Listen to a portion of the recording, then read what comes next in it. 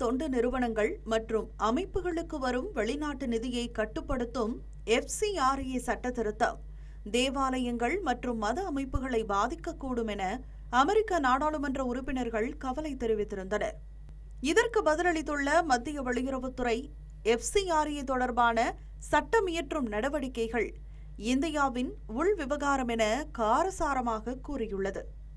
அத்துடன் நிற்காமல் FCRA குறித்து முடிவெடுப்பது இந்திய நாடாளுமன்றத்தின் அதிகாரம் என கூறி பிறரின் உள்நாட்டு விவகாரங்களில் தலையிடும் அமெரிக்காவின் நீளமான மூக்கை மத்திய வெளியுறவுத்துறை அமைச்சகம் உடைத்துள்ளது.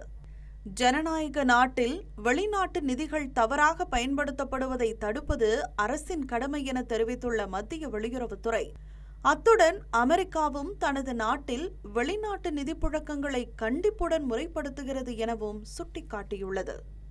வெளிநாட்டு நிதி பெறும் அமைப்புகளில் வெளிப்படைத்தன்மை, கண்காணிப்பு மற்றும் நிதியின் முறையான பயன்பாட்டை உறுதி செய்வதே திருத்தங்களின் நோக்கம் என தெரிவித்துள்ளது. இந்தியாவின் சட்ட விவகாரங்களில் வெளிநாட்டு அரசியல்வாதிகள் கருத்து தெரிவிப்பதை ஏற்க முடியாது என்ற வலுவான செய்தியை FCRA விவகாரத்தில் இந்தியா தற்போது வெளிப்படுத்தியுள்ளது.